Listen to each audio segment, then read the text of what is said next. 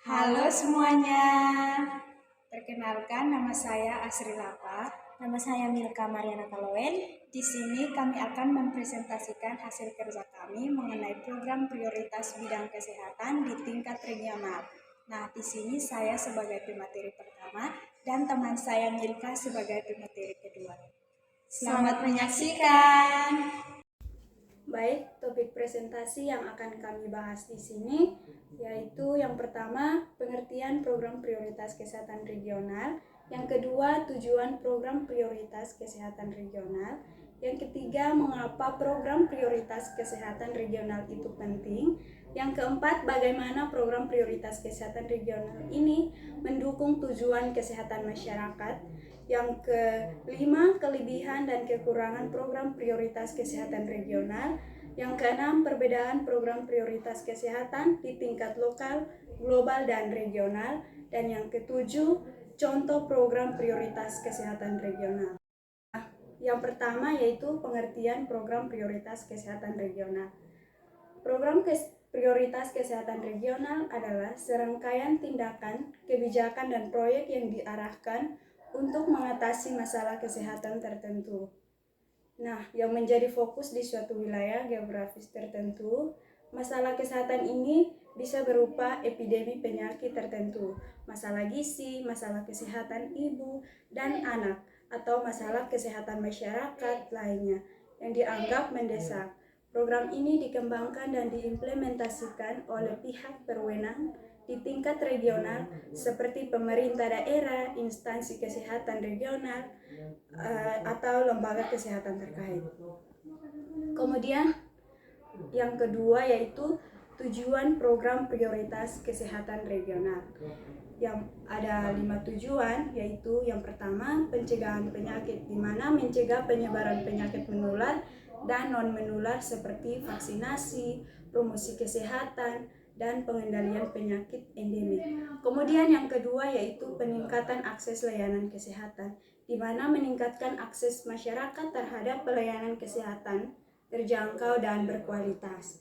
Yang ketiga yaitu peningkatan gizi, di mana meningkatkan gizi masyarakat terutama pada anak-anak, ibu hamil, dan kelompok rentan lainnya.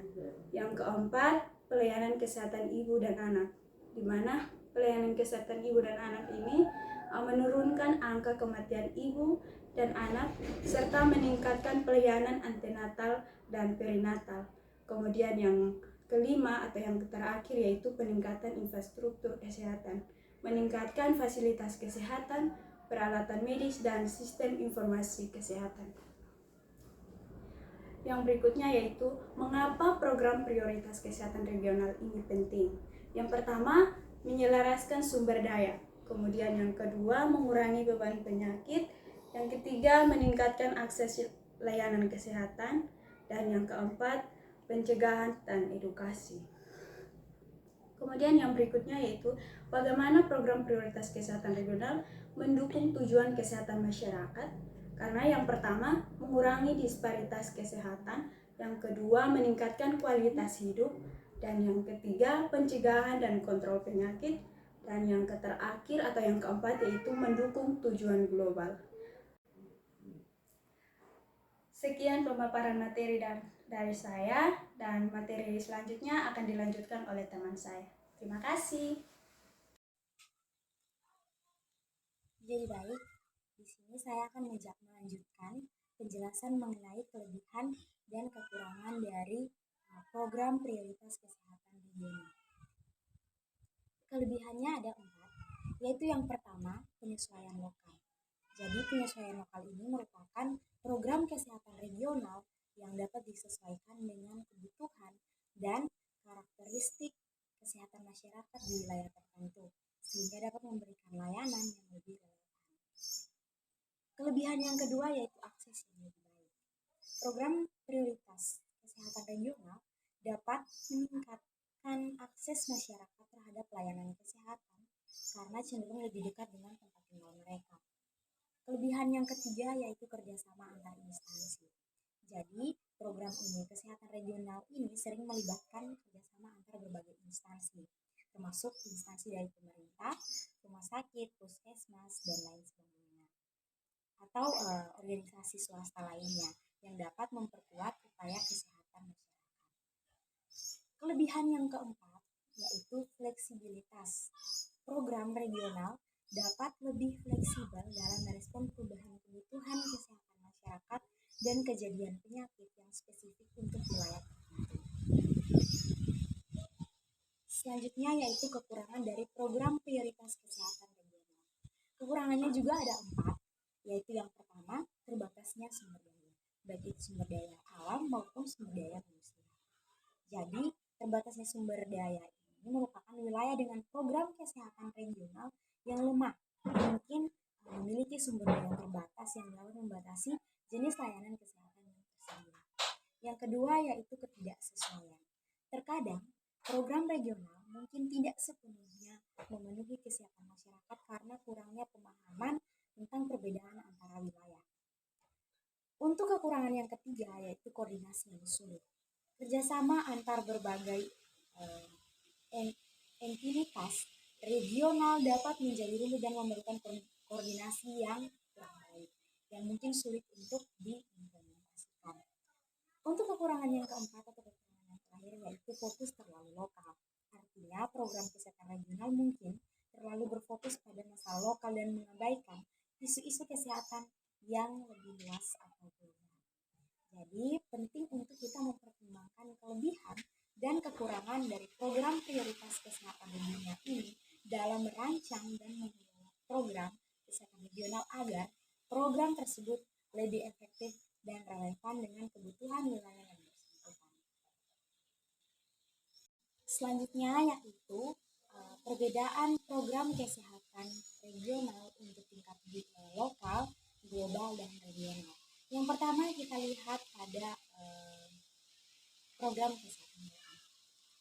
Jadi di sini ada dibagi menjadi 2 dari setiap perbedaan program kesehatan lokal, baik itu lokal, regional, dan juga global.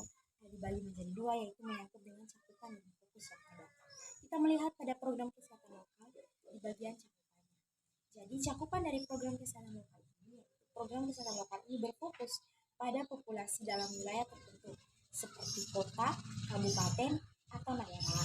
Sedangkan fokusnya program ini seringkali ditujukan untuk masalah kesehatan masyarakat yang spesifik atau regional dalam wilayah tersebut. Contohnya, penanganan wabah penyakit menular di suatu daerah. Perbedaan dengan program kesehatan regional berikutnya. Untuk cakupannya, yaitu program kesehatan regional memiliki cakupan yang lebih luas daripada yang lokal. Itu mencakup wilayah yang besar seperti beberapa negara atau subbenua. Untuk fokusnya, program ini berusaha mengatasi masalah kesehatan yang bersifat regional atau yang memerlukan kerjasama lintas negara. Contohnya, program penanggulangan penyakit menular lintas batas negara. Perbedaan dengan program kesehatan global yang ketiga, yaitu yang pertama untuk cakupannya, program kesehatan lokal beroperasi di tingkat internasional dan mencakup seluruh dunia. Untuk fokusnya, program ini umumnya berfokus pada isu-isu kesehatan global yang melibatkan masalah-masalah besar seperti pandemi, perubahan iklim, penyebaran penyakit menular yang melintasi benua, atau isu kesehatan masyarakat yang mempengaruhi banyak negara. Penting untuk kita catat bahwa program-program ini seringkali saling terkait dan perlu terkoordinasi untuk mengatasi masalah kesehatan yang kompleks dan bersifat lintas batas. Oke, baik teman-teman, di sini kami berdua mengangkat salah satu contoh dari program prioritas kesehatan regional. Nah, yang kami ambil yaitu program prioritas kesehatan di daerah perbatasan Provinsi Nusa Tenggara Timur, Kabupaten Malaka, terutama dalam konteks pelayanan kesehatan dasar. Jadi, teman-teman, Kementerian Kesehatan dan pemerintah Kabupaten Malaka memberikan perhatian khusus pada daerah terpencil di perbatasan Kabupaten Malaka dengan memperhatikan kondisi wilayah, jumlah pelayanan, sebaran sasaran pelayanan, serta jumlah dan jenis kegiatan yang dilakukan. Kendala utamanya itu antara lain adalah jarak antara tempat tinggal pengguna dengan lokasi pelayanan, sulitnya memasuki lokasi pelayanan kesehatan, kekurangan dana untuk transportasi, dan kurangnya dana untuk biaya pengobatan akibat keadaan ekonomi yang dialami oleh masyarakat di sana. Para dokter PTT di sana merasa cukup dengan insentif dan sarana yang diberikan oleh pemerintah Kabupaten Malaka, sehingga kegiatan pelayanan kesehatan dasar dapat dilaksanakan di puskesmas-puskesmas perbatasan dengan baik. Untuk mewujudkan hak-hak masyarakat, salah satu hal terpenting adalah mendapatkan pelayanan kesehatan, keterbatasan akses terhadap pelayanan kesehatan, dan rendahnya kualitas pelayanan kesehatan akan berdampak pada aspek-aspek berikut. Ada 3 aspek. Aspek yang pertama yaitu kemampuan daya tahan masyarakat yang rendah dalam mengelola mata pencaharian mereka. Yang kedua, kemampuan tumbuh berkembang anak dalam keluarga menjadi terbatas. Yang ketiga, kesehatan ibu yang rendah. Situasi kesehatan masyarakat dan cakupan pelayanan kesehatan di daerah perbatasan yang terpencil masih sangat rendah. Pengetahuan masyarakat yang rendah dan perilaku hidup bersih dan sehat dalam kondisi lingkungan yang bersih belum dapat dikuasai oleh masyarakat. Para muda dokter PTT menjelaskan bahwa program-program yang dilakukan oleh pemerintah Kabupaten Malaka, dan mereka menambahkan bahwa program yang pertama mereka kerjakan itu perlu mengembangkan dan memberdayakan sumber daya manusia di bidang kesehatan di daerah perbatasan yang berkesinambungan. Yang kedua, pengadaan, peningkatan, dan perbaikan sarana dan juga prasarana puskesmas atau puskesmas pembantu dan jaringannya.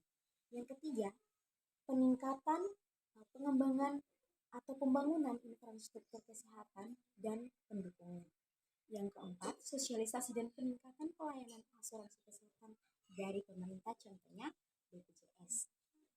Yang berikut, penyediaan sumber daya manusia di bidang kesehatan dan pemerintah.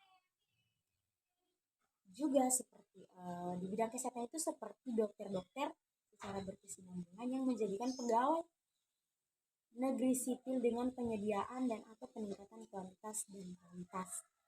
Yang terakhir yaitu peningkatan pengetahuan kepada masyarakat mengenai pencegahan dan juga penularan dari masing-masing penyakit. Metode pengobatan yang sederhana bahkan sampai bagaimana mengatasi bencana alam yang kerap sekali terjadi di sana.